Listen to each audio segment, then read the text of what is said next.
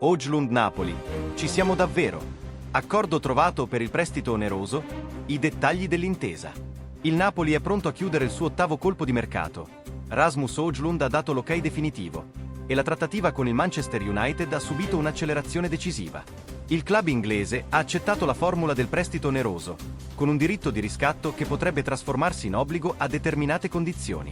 Un passo fondamentale per Antonio Conte, che si prepara ad accogliere un nuovo attaccante dopo lo stop prolungato di Romelu Lukaku. La società partenopea e lo United hanno trovato un'intesa sulla base di un prestito da 5 milioni di euro, con diritto di riscatto fissato a 40 milioni. Questo diritto potrebbe diventare obbligatorio in base a obiettivi raggiungibili come il numero di presenze, i gol segnati e soprattutto, la qualificazione alla prossima Champions League. In pratica, centrando almeno il quarto posto, considerato l'obiettivo minimo della stagione, il Napoli riscatterà Højlund con i ricavi derivanti dalla partecipazione alla massima competizione europea. Un investimento proiettato anche in ottica futura. Fondamentale è stato il sì di Højlund, che ha sbloccato una fase di stallo e permesso di velocizzare le operazioni.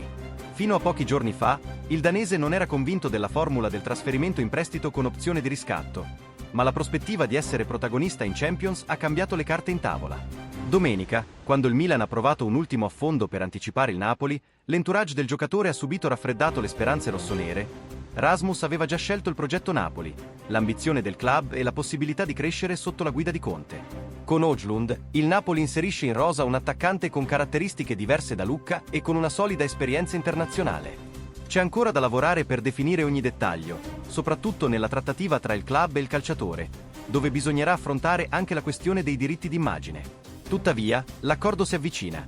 Il Napoli è pronto a proporre un contratto annuale, per il prestito, più altri 5 anni, con uno stipendio netto di circa 5 milioni a stagione, cifra ben superiore a quanto percepiva in Inghilterra. Conte e il direttore Manna hanno individuato in Højlund il sostituto ideale per Lukaku, e il giocatore ha visto nel Napoli la squadra giusta per tornare a sentirsi protagonista. A Napoli ritroverà anche un caro amico, Scott McTominay, con cui ha stretto un forte legame a Manchester. I due sono molto uniti, e Højlund ha spesso dimostrato il suo affetto commentando i post del compagno, congratulandosi di recente per la prestazione a Reggio Emilia. Nonostante un rendimento altalenante allo United, con 95 presenze e 26 gol, a fronte di un investimento iniziale da 70 milioni, l'esperienza inglese ha comunque lasciato qualcosa di positivo. L'Italia, dove era esploso, rappresenta ora il punto di ripartenza per rilanciarsi ai massimi livelli. Il Napoli vuole stupire anche in Europa, e Højlund è pronto a far parte di questo ambizioso progetto. L'entusiasmo attorno all'arrivo di Højlund è già palpabile nell'ambiente azzurro. I tifosi vedono in lui non solo un rinforzo importante, ma anche un profilo giovane e affamato, perfettamente in linea con la filosofia di Conte. Intensità, profondità e verticalità. Il danese ha caratteristiche ideali per interpretare il ruolo di terminale offensivo nel sistema del tecnico salentino, che potrà contare su un attaccante dinamico. Para mais informações, gli azzurri curtis e escreva e tiva notificações.